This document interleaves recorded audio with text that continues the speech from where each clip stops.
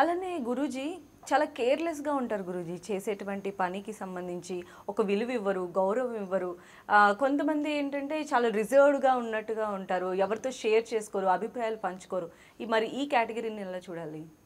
అభిప్రాయాలు పంచుకోలేని వాళ్ళు ఇంట్రోవర్ట్ 3 రకాలుగా ఉంటారండి వీళ్ళు. ఫస్ట్ ఈజ్ ఎక్స్‌ట్రావర్ట్స్, అంటే అవసరం ఉన్నా లేకపోయినా మాట్లాడేవాళ్ళు. ఇంట్రోవర్ట్స్ అంటే అవసరం ఉన్నా మాట్లాడలేను. ఈ రెండింటికన్నా మధ్యలో ఇంకోటి ఉంది, రిజర్వ్డ్నెస్ అని. అది నేను యాక్సెప్ట్ చేసేది అదండి. అంటే అవసరం వచ్చినప్పుడు విపరీతంగా మాట్లాడు, అవసరం లేనప్పుడు అంతర్ముఖుడు, పుస్తకాలు చదువుకో, ప్రకృతిని ఆస్వాదించి. ఇది బెస్ట్ పాలసీ అని నా ఉద్దేశం. Maybe correct or may not be correct.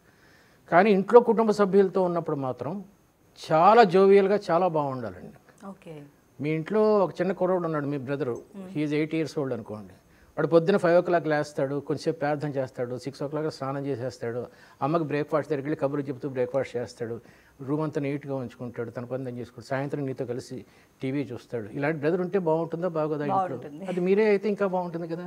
మీరు కూడా అలా కళకళలాడుతూ ఉంటే చాలా బాగుంటుందండి. ఇలాంటివన్నీ ఉన్నప్పుడు జీవితం అద్భుతంగా ఉంటుంది. దిస్ ఈజ్ కాల్డ్, కొంతమంది ఐడెంటిటీ క్రైసిస్ వస్తుంది. అంటే ముఖ్యంగా కాలేజీ రోజుల్లో బాటిల్ ఇలా పట్టుకొని పళ్ళతో బీర్ బాటిల్ తీయటం, మోటార్ సైకిల్ చేతులు వదిలేసేసి నడుపుకుంటూ వెళ్తే, ఇవన్నీ వీళ్ళు గెలుపుకు సూచనలు అనుకుంటారు. మీరు కాలేజీలో చదువుకున్నారు కాబట్టి ఒక లెక్చరర్ పాఠం చెప్తుంటే వెనకాల వెలు అంటాడు, 10 మంది నవ్వుతారు, టీచ్ చేయడం. ఆ 10 మంది కోసం వీడు మొత్తం పాఠం పాడు చేస్తున్నాడు, ఇంకో 50 మంది పాఠం. ఇలాంటివన్నీ పేరెంట్స్ చెప్పాలండి. ఐడెంటిటీ క్రైసిస్ అంటే ఇదే. నిజంగా ఐడెంటిటీ ఉన్నవాడు మొత్తం ప్రపంచం అంతా తను గుర్తించాలి అనుకుంటాడు. అలా కాకుండా ఇలాంటి క్రైసిస్ ఉన్నాడు, ఆ చుట్టూ ఉన్న 4-5 ఎధవలు వీళ్ళలాంటి వాళ్ళే, వాళ్ళు మాత్రం గుర్తించాలనుకుంటారు. దీని నుంచి బయటపడితే దీనికి పరిష్కారం దొరికినట్టే. సో గురూజీ, ఐడెంటిటీ క్రైసిస్ నుంచి పిల్లల్ని ఎలా తీసుకురావాలని పేరెంట్స్కి చెప్పారు. ఇంకా చాలా యాంగిల్స్ ఉన్నాయి పిల్లలు, చాలా ఉన్నాయి. పేరెంట్స్ చేయాల్సిన బాధ్యతల్లో awakening the giant within అంటారండి. అంటే ప్రతి పిల్లవాడిలోనూ, ప్రతి పిల్లవాడు నాకు చేసినంత ఒక వజ్రం అండి. సరిగ్గా సానబట్టకపోతే అలా తయారవుతారు.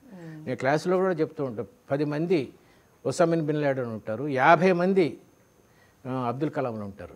ఈ 10 మందిని చూసి మనం యువత పాడైపోయింది అనుకుంటాం, కానీ అది కాదండి. వీళ్ళని కూడా స్థానపడితే వీళ్ళు అబ్దుల్ కలాంలా తయారవుతారు. ఇదంతా ఎలా మనం మేనేజ్ చేస్తున్నాం అనేది ఉంటుంది. ప్రతి మనిషిలోనూ ఇంకొక మహాన్వితమైన వ్యక్తి నిద్రపోతూ ఉంటాడు. వాడిని జోగొట్టేది ఎవరంటే ఫ్రెండ్స్, స్మార్ట్ ఫోను, ఇవన్నీ జోగొడుతూ ఉంటాయి.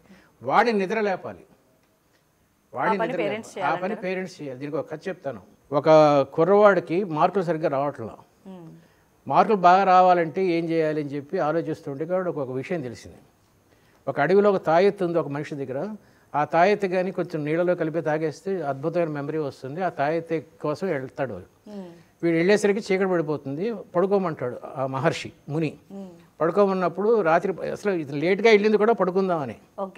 ఆ మహర్షితో పడుకున్నప్పుడు నిద్రపోతుండగా అంతా ఎతుకుతాడు, దొరకదు. మహర్షి మళ్ళీ కాలకృత్యాలు తీర్చుకోవడానికి పొద్దున్న వెళ్ళినప్పుడు మళ్ళీ ఎతుకుతాడు, దొరకదు. అతను వచ్చిన తర్వాత ఏంటి నాయన బాగా వెతికావా అంటాడు. ఈ షాక్ అవుతాడు. మీకు తెలిసిందా ఇది అంటాడు. అవును తెలిసింది నాయన, కానీ నేను వెళ్తూ ఆ మూలికను ఎక్కడ పెట్టానో తెలుసా నీకు అన్నాడు. తెలుసు, నీ తల కిందే పెట్టాను, తలదిండు కింద, పిల్లో కింద. నువ్వు అంతా వెతికావు కానీ ఆ మూలిక నీ తల దగ్గరే ఉందన్న విషయం మర్చిపోయావు అంటాడు. బ్యూటిఫుల్ మొరల్ ఉన్న స్టోరీ ఇది. ప్రతి మనిషిలోనూ గెలవాలనే ఒక జైంట్ తనలోనే ఉంటాడు. అది ఎప్పుడైతే బయటకు వచ్చిందో he becomes a stalwart. So తను తెలుసుకోవడమే తను సక్సెస్ అవ్వడం. దాన్ని ఎడ్యుకేషన్ అంటారు. ఎడ్యూస్ అనే వర్డ్ నుంచి వచ్చింది ఎడ్యుకేషన్. ఎడ్యూస్ అంటే నో థై సెల్ఫ్, నిన్ను నువ్వు తెలుసుకోవటమే ఎడ్యుకేషన్.